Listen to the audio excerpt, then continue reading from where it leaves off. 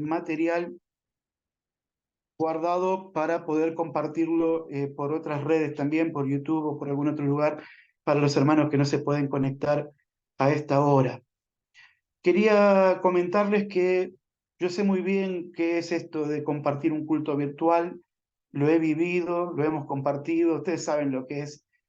Es tan fácil distraerse, es tan fácil tomar una mala decisión de querer ir a algún lugar, de salirnos de contexto, de que el diablo de alguna forma interrumpa. Por eso yo les invito a que por favor ustedes tomen estos minutos, que no vamos a estar mucho tiempo, que lo tomen como una oportunidad muy especial de encontrarnos con el Señor. Si están, no sé, almorzando, cenando, si están charlando en familia, si tienen la tele prendida, es un buen momento para que todos podamos tomar estos minutos que vienen a continuación con la seriedad que el Señor espera y que podamos recibir en nuestro corazón la bendición que Él nos quiere dar. Por eso vuelvo a insistirle, no permitamos que hayan distracciones. Tal vez el Señor durante hoy y los días que vienen tenga el propósito de hacer algo poderoso en tu vida y el primero que lo sabe es el enemigo de nuestras almas. Así que pongamos toda nuestra concentración y vamos a empezar. Si ustedes no me dicen nada, estoy entonces entendiendo que están viendo mi presentación sin ningún problema. A ver, vamos a poner acá, compartir la pantalla y ahí estamos. Espero que se esté pudiendo ver bien. El poder del Espíritu Santo en el cristiano de oración es el tema de hoy. El poder del Espíritu Santo, ser llenos del Espíritu Santo y por qué no lo hemos sido hasta hoy. Si es que de alguna forma podemos decidir eso, podemos creer eso, ¿no? Llenos de Jesús es el tema de hoy. Además de la introducción que vamos a compartir en un momento, la primera parte de nuestra reflexión tiene que ver con cuáles son los impedimentos para la entrada del Espíritu Santo dentro de nosotros. Luego vamos a ver 7 condiciones para ser llenos del Espíritu de Dios y de esa manera vamos a cerrar la temática de esta mañana, de esta tarde, acostumbrado a los sermones de los sábados en la mañana. Muy bien, mis hermanos, vamos a comenzar con la lectura. Si a algunos por ahí la presentación les tapa un poquito la imagen, es posible, ¿no? Dice aquí el texto en el Salmo 63, 1 y 2, Dios mío eres tú, de madrugada te buscaré. Mi alma tiene sed de ti, mi carne te anhela en tierra seca y árida donde no hay aguas, para ver tu poder y tu gloria, así como te he mirado en el santuario. Fíjense qué forma maravillosa la que Dios presenta, en este caso en la pluma de David, la necesidad que él espera ver en sus hijos de un reavivamiento real. Acá el salmista entrega toda su pasión al expresar la necesidad que tiene de Dios. Y dice, de madrugada te esperaré, mi alma tiene sed de ti, mi carne te anhela. Ustedes noten acá cuántas diferencias pueden haber con nuestra propia actitud, que muchas veces, muchísimas veces, oramos con esa pasión cuando tenemos un hijo enfermo, cuando tenemos un problema económico, cuando tenemos una dificultad enorme, pero no cuando miramos nuestra necesidad del Espíritu Santo. Lo buscamos como buscamos, por ejemplo, sanidad. Buscamos el Espíritu Santo con la misma pasión, entrega, amor y devoción con la que buscamos un trabajo o buscamos solucionar un problema de salud o familiar. Acá la Biblia dice que el salmista se sentía como tierra seca, imposible de producir nada sin el agua del cielo. Años más adelante, pareciera como que en Isaías va a tomar esta idea y el Señor promete ahí en el texto de Isaías 43, porque yo derramaré agua sobre el sequedal y ríos sobre la tierra árida.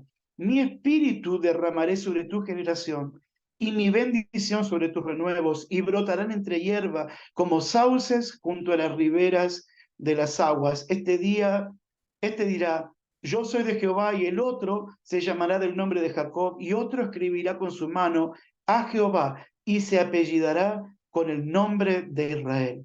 Fíjense cómo el Señor toma la necesidad del salmista y usando la misma ilustración, dice, yo soy el que voy a hacer que esa tierra seca y árida, con mi Espíritu Santo, se transforme en bendición, que los renuevos crezcan, que la planta produzca fruto.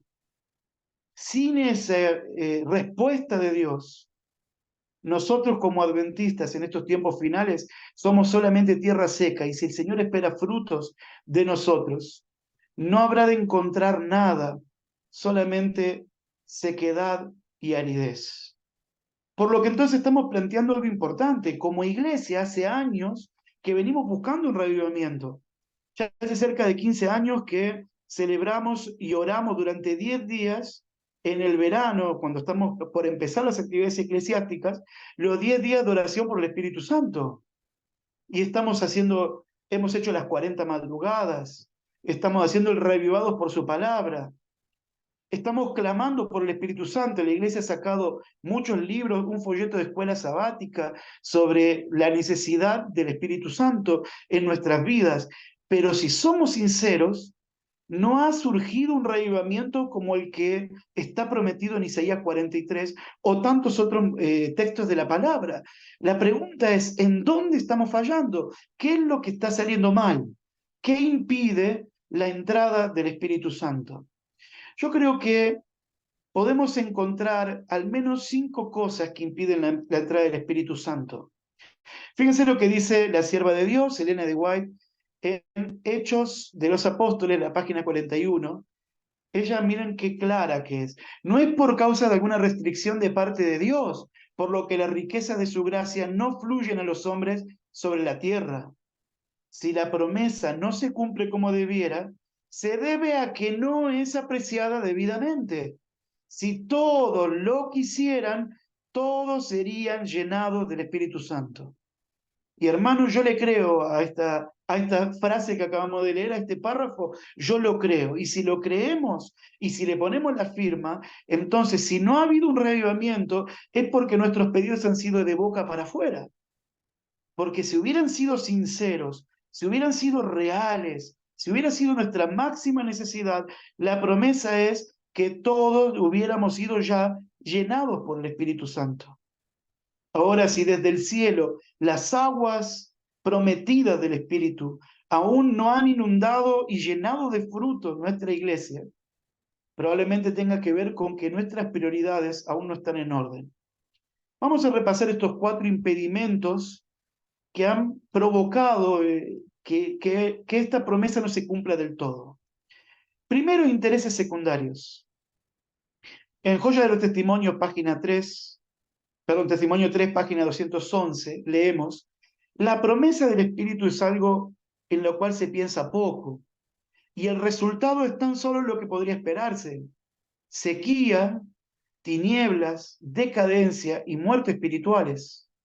Los asuntos de menor importancia ocupan la atención, y cuando ella dice esto, vos ponele el nombre que a vos se te ocurra. Asuntos de menor importancia, problemas en la junta, una dificultad entre hermanos, el tema que tenga que ver con problemas de disciplina, dificultades a la hora de ponernos de acuerdo para predicar el Evangelio, asuntos de menor importancia que nosotros nos quitan muchas fuerzas, nos amargan, nos hacen decaer. Dice que esos son los que ocupan la atención. Y aunque es ofrecido en su infinita plenitud, falta el poder divino que es necesario para el crecimiento y la prosperidad de la iglesia, y que traería todas las otras bendiciones en su estela. O sea, todo vendría por añadidura si tuviéramos al Espíritu de Dios dentro nuestro. Pero lamentablemente, Dios está con un paquete de bendiciones sobreabundantes, impresionantes y maravillosas, y nosotros estamos orando por migajas de lo que Él tiene sobre la mesa. El asunto que debe ser nuestro principal tema de oración, de interés y nuestra máxima necesidad está siendo dejado de lado por cosas que son periféricas, que no es el centro, que no es lo primordial, lo esencial y nuestra máxima necesidad. Entonces este es el primer punto, intereses secundarios. El segundo motivo por el cual esta promesa no se ha cumplido es el orgullo y la autosuficiencia. Sabemos que nuestra iglesia es comparada en el Apocalipsis con la Odisea, que tiene una actitud altanera, que tiene una actitud orgullosa y autosuficiente. Y no puede el Espíritu de Dios llegar a llenar el corazón de una persona que en su trono ya está ocupado por el yo. Siempre recuerdo aquella cita tan linda del libro Recibiréis Poder de Ellen White, donde ella dice, hay una única condición para que Dios llene nuestra vasija del Espíritu Santo. Y la única condición es que nuestra vasija esté vacía. Pero ¿cómo puede entrar Dios a un lugar donde estoy yo? Mi lugar, mi yo, ocupa el lugar de Dios. Fíjense Isaías 57:15, porque así dijo el alto y sublime, el que habita la eternidad y cuyo nombre es el Santo. Yo habito en la altura y la santidad. O sea, habito en lo inalcanzable para el ser humano. Pero también completa la idea diciendo, y con el quebrantado y humilde de espíritu, para hacer vivir el espíritu de los humildes y para vivificar el corazón de los quebrantados. Dios habita en lo excelso, alto y sublime, pero también habita en el corazón humilde. El gran conflicto comenzó con un ser creado queriendo ser Dios y termina solucionado por un Dios que se hace hombre. La grandeza del ser humano tiene que ver con la humildad, está en estrecha relación con su humildad. Si seguimos siendo orgullosos, que yo puedo, si yo hubiera predicado hubiera salido mejor, que si hubiera seguido mi plan hubiéramos ganado más almas, que si aquel no lo hace como lo puedo hacer yo, mientras esa sea la actitud que tengamos como hijos de Dios, claramente el reavivamiento no vendrá a nuestra iglesia, no lo tendremos en el corazón. El tercer punto es un espíritu crítico vengativo. Un espíritu crítico y vengativo. Lamentablemente, tenemos que reconocer que muchas veces este es el espíritu que deambula más fuertemente en nuestra iglesia. Críticas, que esto está mal, aquello está mal, esto se podría haber hecho mejor, este se equivocó y tantas cosas. Fíjense acá en Lucas 9, esto es en ocasión cuando Jesús con los apóstoles quisieron estar en Samaria, y los samaritanos, como vieron que Jesús iba para Jerusalén, no le dieron lugar. Entonces dice acá el texto, viendo esto sus discípulos Jacobo y Juan, dijeron, Señor, ¿quieres que mandemos que descienda fuego del cielo como lo hizo Elías y los consuma a todos? O sea, miren, estos dos hermanitos, ¿no? El espíritu que había en ellos, ¿verdad? Entonces dice el Señor, entonces volviéndose él los reprendió diciendo, vosotros no sabéis de qué espíritu sois, porque el Hijo del Hombre no ha venido para perder las almas de los hombres, sino para salvarlas. Cuando esto es lo que reina en el corazón, esto de querer hacerle daño a los demás, de querer vengarse, que pasa 1, 2, 3, 4 santas cenas por año y todavía no logro perdonar, no logro amistarme, no logro sacarme el rencor del corazón, eso está ocupando el lugar que quiere ocupar Jesucristo, el lugar que tiene que ocupar el Espíritu Santo. Por eso Jesús los reprendió diciéndoles, Juan, Jacobo, ustedes no tienen idea de qué espíritu tienen, porque mi espíritu no es el que está en ustedes. Fíjense en esta cita que dice, pero el Espíritu Santo no mora en el corazón de que se fastidia cuando otros no están de acuerdo con sus ideas y sus planes. Miren, si esto no pasa, ¿verdad?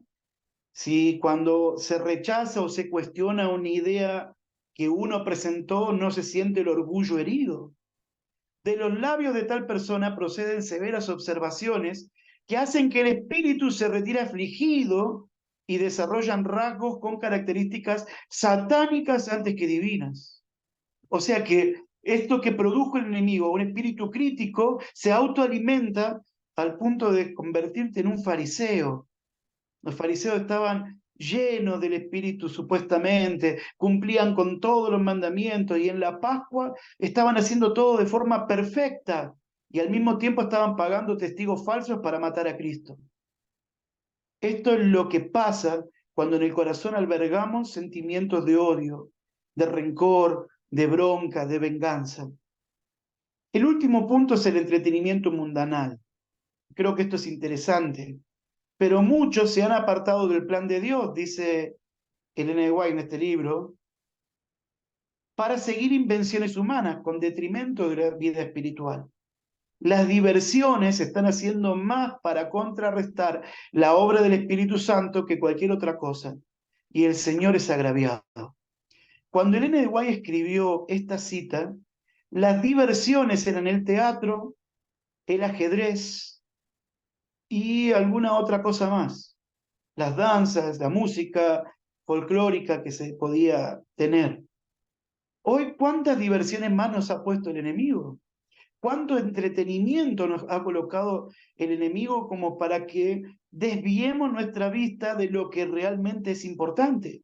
El entretenimiento mundanal está hundiendo nuestra iglesia y a nuestros hijos en lo más perdido de lo secular, porque empezamos a vivir una vida tibia, pensando que agradamos a Dios por haber ido el sábado a la iglesia y encima estar con el celular ahí mirando si tenemos alguna notificación o algún mensaje o algo. El entretenimiento mundanal se ha vuelto parte de nuestra iglesia al punto que ya hoy las nuevas generaciones, por ejemplo, y sin echarle la culpa a los jóvenes que son de los más rescatables de nuestra generación, los jóvenes adventistas, al menos desde mi opinión, no vamos a hablar de eso ahora, pero hasta los jóvenes hoy en sábado juegan a los jueguitos y no lo toman como algo que los desafíe en su vida espiritual, que esté desafiando la venida del Espíritu Santo al corazón. A veces son las 3, 4 de la mañana y me han comentado, hermanos, están mirando ahí, scrolleando en Instagram o en Facebook, viendo cómo alguien limpia una alfombra. Y son las 3, 4 de la mañana con ojos colorados ahí mirando todavía. Pero no pasamos ese tiempo en oración jamás. El entretenimiento mundanal es el cuarto motivo por el cual el Espíritu Santo no ha venido. También tenemos lo que vamos a compartir a continuación. ¿Cómo hacemos para que si venga? 7 condiciones para ser llenos del Espíritu Santo. ¿Cuáles son esas condiciones? Vamos a repasarla brevemente porque quisiera que esto no fuese solamente teoría, sino un llamado de atención, un llamado y un sacudón que Dios pueda producir en nosotros.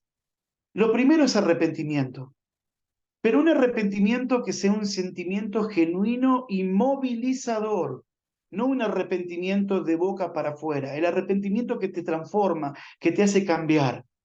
¿Se acuerdan en Hechos 2? La primera condición que resalta Pedro a los que estaban compungidos de corazón. Dice, al oír esto se compungieron de corazón y dijeron a Pedro y a los otros apóstoles, varones hermanos, ¿qué haremos?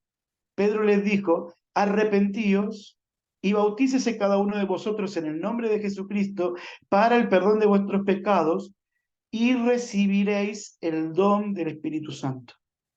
Pablo, entonces, inspirado por el cielo, comienza diciendo que la respuesta, las condiciones comienzan con el arrepentimiento. Y hermano, no sé, tal vez alguno estará pensando de qué me tendré que arrepentir si no hice nada malo. Es que puntualmente se refiere a esto el Señor. ¿Recuerdan cuando la Biblia le dice a los hermanos de Éfeso, en Apocalipsis, a la iglesia de Éfeso, tengo contra ti que has dejado tu primer amor? Por tanto, te invito a que te arrepientas y hagas las cosas que hacías antes. Dios nos está llamando a un arrepentimiento que nos movilice a un cambio real. Y si tu arrepentimiento solamente te produce tristeza, te produce impotencia, pero no te moviliza hacia un cambio transformador, entonces no es verdadero arrepentimiento. ¿Recuerdan el caso de David y Betsabé? Luego de haber pecado, David escribe en el Salmo 51 toda su confesión y dice, Señor, no quites de mí tu espíritu, porque el pecado arruina la obra que Dios quiere hacer en nuestro corazón. Y no tiene que ver con los errores que cometemos, porque todos somos débiles y pecamos, pero tiene que ver con continuar, con ser un pecador de estos que quieren continuar con su tendencia, que no están dispuestos a abandonar su conducta. Y si quizás alguno de los que hoy está escuchando, o yo mismo, tiene una tendencia a ser crítico, negativo, malo, vengativo, orgulloso. Todos esos pecados requieren gran arrepentimiento para que el arrepentimiento me movilice un verdadero cambio. El segundo, eh, eh, la segunda cosa que necesitamos, la segunda condición para recibir el Espíritu Santo es la confianza implícita. ¿Qué decimos con confianza implícita? ¿Qué queremos decir? Que la recepción del Espíritu Santo es por fe, no por emoción.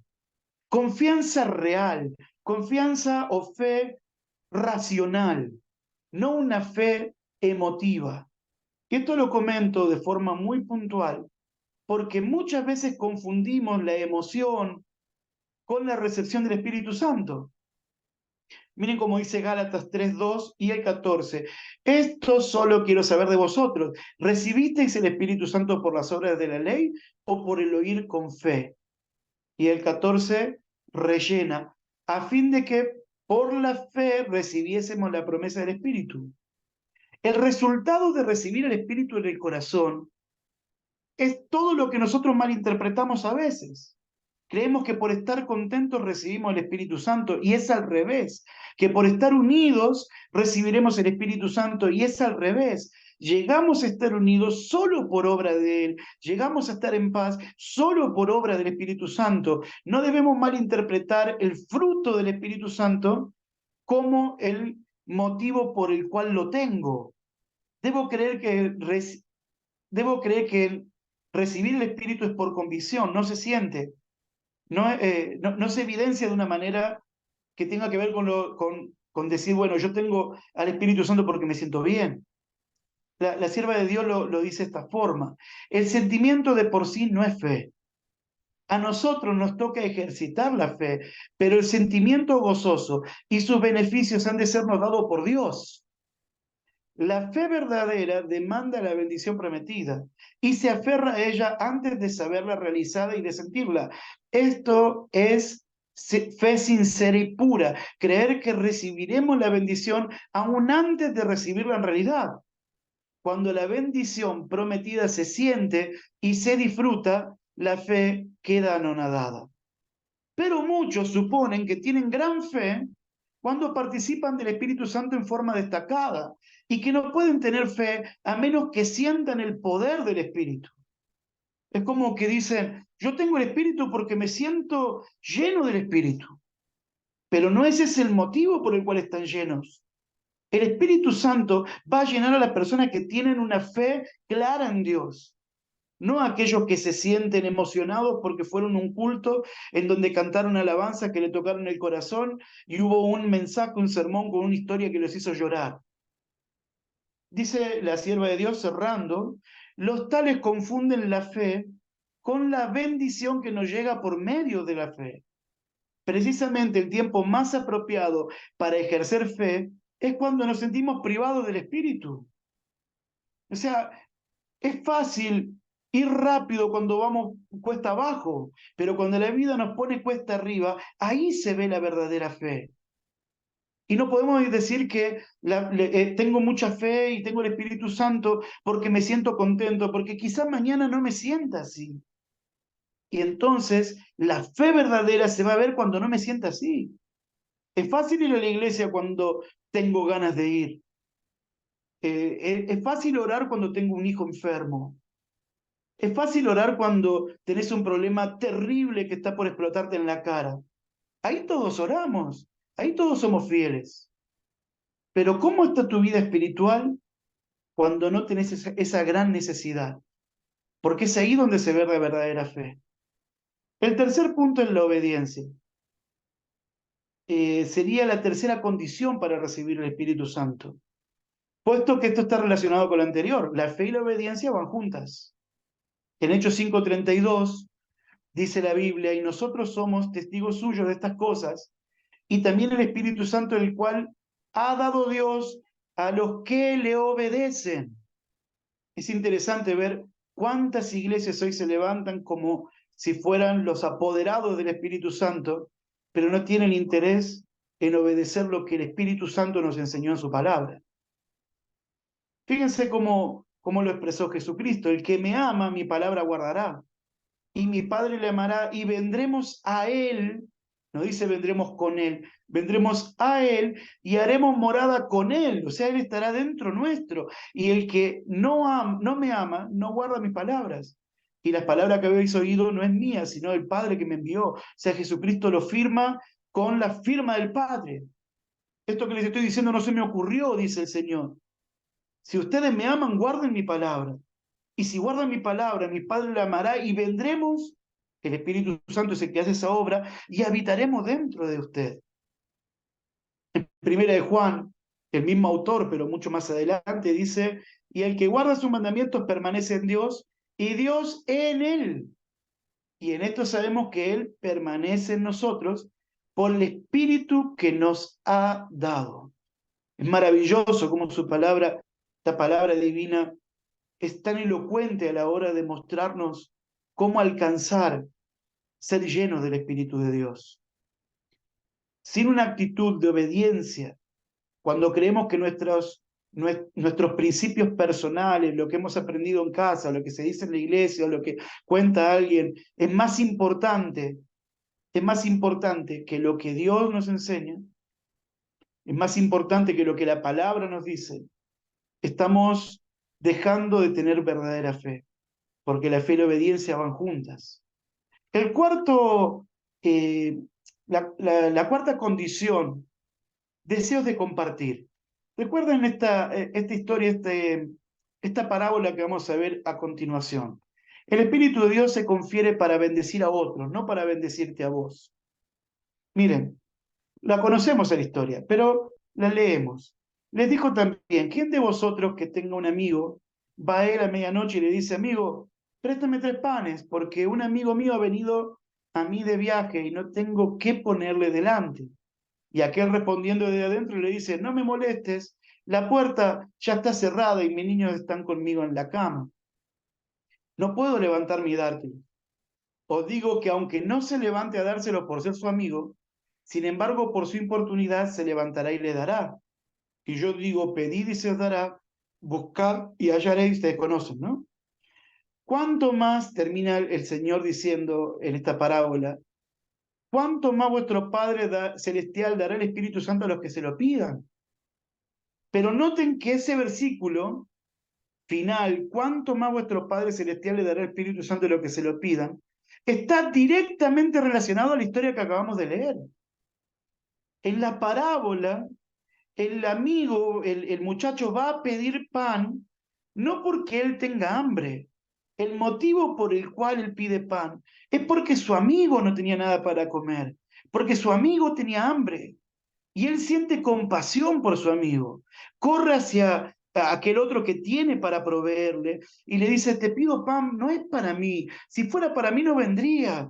Vengo porque hay alguien al que yo quiero, que tiene necesidad. Y te pido que por favor me des ese pan. Ahora dice el Señor ahí que cuando nosotros le pidamos el Espíritu Santo a Él, pero con esa actitud, ahí el Señor nos va a dar. Nosotros somos muchos de pedir por nosotros, ¿no? Es decir, Señor, te pido por él, por mí, y si no, por algún familiar, por gente cercana, por todo lo que necesito. Pero acá, el motivo del pedido de pan del muchacho era pan para otro. Nosotros tenemos que pedir el Espíritu Santo porque estamos en un mundo perdido al cual no estamos pudiendo alcanzar, porque día tras día miles de personas mueren sin conocer a Jesús, porque hay familiares a los que no les hemos podido dar un verdadero testimonio de lo que es tener a Jesús en el corazón. Tenemos que desesperadamente buscar el Espíritu Santo porque estamos perdiendo la batalla de lo que Jesús nos pidió, que era la predicación del Evangelio. Entonces no tenemos que decir, Señor, yo quiero tener poder, quiero hacer esto. No, Señor, la gente se está perdiendo sin ti. Dame tu espíritu para poder alcanzarlos, para que ellos puedan conocerte. Esa era la verdadera actitud del muchacho de la parábola. No tenemos que pedir pan para nosotros, pidamos pan para los perdidos, pidamos el Espíritu Santo para que el Espíritu a través nuestro pueda alcanzar a las personas que hoy no estamos pudiendo alcanzar de otra manera. Servicio cristiano, dice de la Biblia, dice Elena de White, el Espíritu Santo será derramado sobre todos los que están pidiendo el pan de vida para dárselo a sus vecinos. Es interesante, ¿no? ¿Cuántas veces hemos creído tener el Espíritu Santo porque nos hemos emocionado, porque hemos hablado bien, cuando en realidad el verdadero Espíritu se manifiesta en una persona que es capaz de olvidarse de sí mismo? Es por eso que la oración intercesora tiene poder, porque te hace pensar en la necesidad del otro, orar por el que está a mi lado. Y cuando buscamos el reino de Dios, todo lo demás viene por añadidura. La quinta condición está directamente relacionada con esta historia y es la oración persistente. El libro de Ron Cruzet, que está, incluso estos temas toman mucho de este libro, la mayor necesidad del adventismo, cuenta la historia de Corrie ten Boom. Esta era una holandesa de judía que en los tiempos de Hitler padeció el holocausto y vivió historias impresionantes o historias maravillosas, se han hecho películas. Cuenta la historia que ella, cuando había un problema y tenía que orar, agarraba la Biblia, a ver si puedo más o menos mostrarle, agarraba la Biblia en sus manos, buscaba una promesa y entonces levantaba la Biblia hacia el cielo y decía, Señor, mira, acá en este versículo tú me prometiste esto, así que te pido que me lo respondas, porque yo no te pedí que lo escribas a esto. Tú me pusiste esta promesa acá. Yo te pido que me respondas porque me lo prometiste tú. Ahora digo, ¿eso habrá sido una falta de respeto? Claro que no. Dios no necesita que yo le recuerde las promesas, pero para orar con oración persistente, con verdadera fe, necesitamos tener en cuenta las promesas de Dios y creerlas. Por eso Pablo dijo, orad sin cesar. En el libro de la oración, que es el libro de este año, dice, no solamente debemos orar en el nombre de Cristo, sino por la inspiración y motivación del Espíritu Santo. Esto explica lo que significa el pasaje que dice, el Espíritu mismo intercede por nosotros con gemidos indecibles. Las peticiones deben hacerse con fe ferviente. Entonces llegarán al propiciatorio. Persistamos incansablemente en la oración. Dios no dice, orad una vez y contestaré. Su palabra es, orad, sed constantes en oración, creyendo que lo que hayáis pedido recibiréis. Yo os contestaré. Creo que la promesa del Señor es maravillosa, ¿no? Es simplemente maravillosa. Vamos con las últimas dos condiciones. Honrar el templo del cuerpo. Sabemos, ¿no?, que Dios habita físicamente dentro del creyente, así como habitaba físicamente en el templo de Israel o en el santuario del desierto. Y que cada uno de nosotros somos un templo. Eso es un texto muy conocido. ¿O ignoráis que vuestro cuerpo es el templo del Espíritu Santo, el cual está en vosotros, el cual tenéis de Dios, y que no sois vuestros, porque habéis sido comprado por precio? Glorificad pues a Dios en vuestro cuerpo y en vuestro espíritu, los cuales son de Dios. En Judas 18:19, suma, en el postrer tiempo habrá burladores que andarán según sus malvados deseos. Estos son los que causan divisiones, los sensuales, los que no tienen el espíritu. Fíjense que en estos tiempos vendrían burladores, gente pasional, que estaría solamente buscando satisfacer sus emociones, sus sentimientos, gente hedonista. Hay un cumplimiento impresionante de esta profecía. Estos son sensuales, dice, lo único que les interesa es satisfacer las necesidades del cuerpo. Si hay que tomar, se toma, si hay que comer cualquier cosa, se come, si hay que consumir cualquier droga, se hace. Si el Espíritu Santo va a habitar en un cuerpo, tiene que ese cuerpo ser claramente digno del Señor. Imagínense que vayamos a la iglesia el sábado y la iglesia está sin limpiar, tiene bolsas de basura adentro y mal olor. ¿Con qué dignidad estamos haciendo nuestro culto? Pero esperamos tener al Espíritu Santo dentro nuestro cuando tratamos quizás peor a nuestro cuerpo, cuando son las 3 de la mañana y todavía seguimos mirando internet, y al otro día andamos como zombies con los ojos rojos, como los perros, los Rottweiler, ahí con los ojos salidos para afuera, desorbitados, no sé para dónde ir, y esperamos que el Espíritu Santo habite dentro. Hay una transformación total, mis hermanos, que esperar y requiere de decisiones nuestras. La séptima condición es la lectura de la palabra. Y es acá una de las cosas donde creo que hemos fallado muchas veces. La mayoría de los reavivamientos que hemos buscado en los últimos años están basados en la oración. Y ahí me parece que está el grave error. La oración va junto con la palabra. Sin la palabra, la oración no produce ningún reavivamiento. Tampoco la palabra sin oración. Es peligroso buscar el reavivamiento y la reforma sin estudiar. Fíjense los falsos reavivamientos. Mientras los discípulos esperaban el cumplimiento de la promesa, humillaron sus corazones con verdadero arrepentimiento y confesaron su incredulidad. Acá Elena de White en este párrafo está hablando acerca de los 10 días que los discípulos permanecieron en el aposento alto. Y dice que ellos allí se humillaron, tuvieron arrepentimiento y confesaron su incredulidad. Pero no quedó ahí. Miren lo que continúa. Al recordar las palabras de Cristo, que Cristo les había hablado antes de su muerte, entendieron más plenamente su significado. Se volcaron a las palabras de Dios. Fueron traídas de nuevo a su memoria verdades que habían olvidado y las repetían unos a otros. Se reprocharon a sí mismos de haber comprendido tan mal al Salvador. Como en procesión pasó delante de ellos una escena tras otra de su maravillosa vida. Y cuando meditaban en su vida pura y santa, sentían que no tenía trabajo demasiado duro ni sacrificio demasiado grande. Lo que está enseñándonos este párrafo es que un verdadero reavivamiento, mis hermanos, no puede estar separado de un estudio profundo, sincero, real de la Biblia. Ellos tomaron las palabras de Cristo, las recordaron, eso les ayudó a entender mejor el propósito de Dios y a comprender en qué habían fallado. ¿Cómo te podés arrepentir si no sabes en qué te equivocaste? ¿Cómo te podés humillar si no sabes cuál ha sido el motivo de tu orgullo?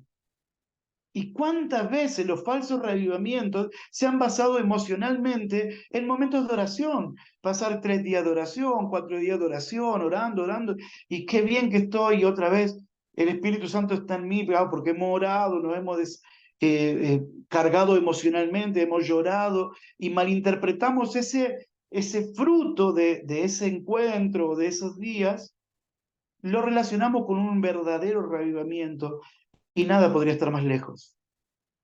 Los verdaderos reavivamientos en la historia humana, los verdaderos, porque después, si uno mira el internet, aparecen cientos de reavivamientos que no son reales, pero los verdaderos reavivamientos que nosotros podemos decir estos son seguros, los encontramos, por ejemplo, en los tiempos de Josías. Si ustedes recuerdan, dice que Josías era un niño, mandó a hacer arreglos en el templo y encontraron el libro de la ley que estaba perdido. Se cree que era el libro de Deuteronomio, que estaba perdido dentro del templo. Imagínense que entonces él mandó a hacer un gran culto y a llamar a todos y a leer el libro del Pentateuco para todos en público. Y eso causó un reavivamiento del más grande que hubo en toda la historia antes de la venida de Jesús. ¿En qué estuvo basado ese reavivamiento? En la palabra, en la oración también, pero además y principalmente en la palabra. El reavivamiento y la reforma en los tiempos de Nehemías fue igual. En Nehemías 8 y Esdras 9 dicen que Nehemías lo llamó a Esdras para que lea la ley. Esdras era un escriba, para que le lea la ley, y cuando ellos escucharon toda la lectura, se compungieron de corazón, se dieron cuenta en el pecado que estaban, echaron a las mujeres idólatras con las que convivían, y hubo una transformación maravillosa, un revivimiento enorme en base a la lectura de la palabra. Otro reavivamiento claramente fue el del Pentecostés, que acabamos de leer, que si bien hubo arrepentimiento, oración, unidad, todo, la palabra tuvo fue protagónica en ese reavivamiento. La reforma de Lutero, en el año 1520, que partió el cristianismo al medio, ¿por dónde empezó? Lutero encontró en Romanos que la salvación era por la fe, que había un Dios en el cielo poderoso que lo amaba, que no quería su castigo. Y la Biblia partió la historia del cristianismo al medio. La reforma de Lutero tuvo como centro la palabra de Dios. Pronto, lamentablemente, el mismo movimiento protestante necesitó otra reforma que fue dada por la reforma radical. Ustedes pueden leer un poquito en el conflicto de los siglos, esa historia, cuando los mismos reformadores comenzaron a cometer los mismos pecados de la iglesia de la cual se habían apartado. Dios levantó a los bautistas para producir una nueva reforma dentro de la reforma. Y hubo un cambio radical a nivel mundial gracias al estudio de la palabra. Ya más cerca de nuestros tiempos, el reavivamiento de los tiempos milleritas. Guillermo Miller predicó la palabra y la profecía, y las profecías iluminaron el corazón de la gente de esa generación, al punto que la gente vendía todo para predicar el mensaje.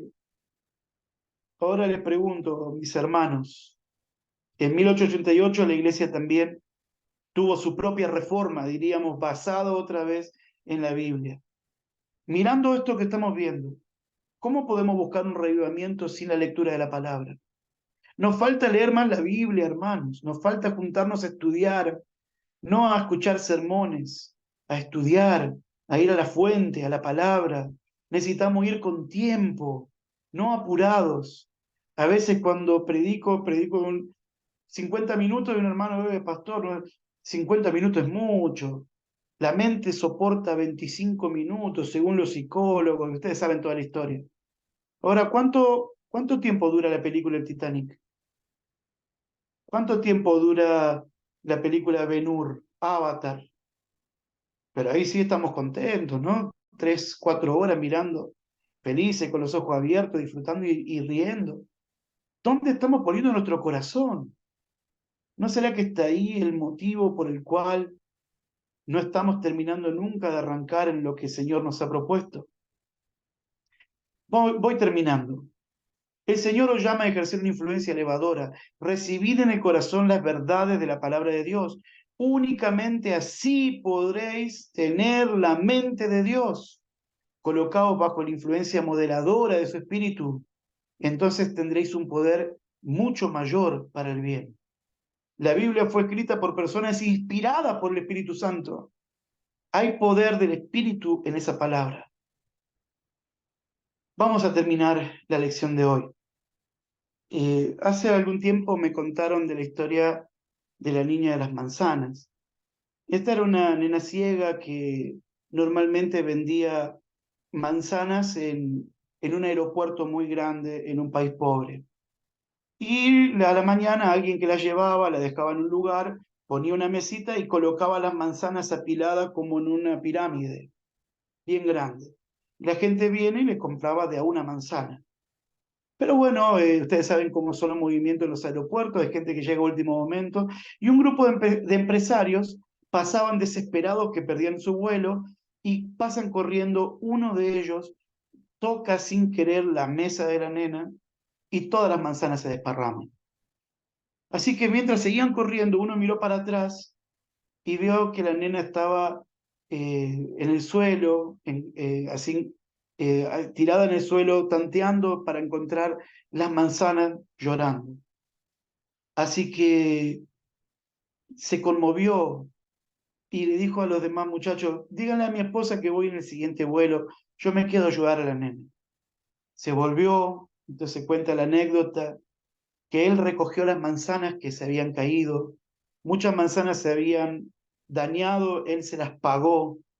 Luego que se las terminó de colocar todo, le secó las lágrimas, le pidió perdón y después de pagarle se fue. Pero cuando se da vuelta, la nena le dice, espere, señor. Y esta nena ciega, ustedes saben cómo hacen a veces ellos, dice que puso su mano en su cara y comenzó a tocarle para sentir cómo era su aspecto. Y una vez que terminó de tocarle, le dice, discúlpeme, señor, ¿usted es Jesús? Y él le dice, tan sorprendido, quedó impactado, que le dice, no, de seguro porque usted es todo lo que me dijeron que es Jesús. Ahora, mis hermanos, estamos privando al mundo de la presencia de Jesús cuando Él no está en tu corazón. ¿Será que así nos ven los demás? Que cuando vamos a trabajar, la gente encuentra paz cerca nuestro, se siente más cerca de Dios cuando estamos cerca de ellos, que las contiendas desaparecen cuando estamos con las demás personas. ¿Pueden las personas ver a Cristo en ti? Creo que esta es una de las cosas más importantes del resultado de lo que hemos hablado hoy. No sirve, mis queridos hermanos, esperar un reavivamiento que sea real si no renunciamos a nuestra personalidad pecaminosa. Tenemos que decir, Señor, quiero ser más como tú. Y si la nena de las manzanas está llorando, Dios espera que seas vos quien te comportes como Él y hagas lo que tengas que hacer como lo haría Cristo. Necesitamos una transformación real y total.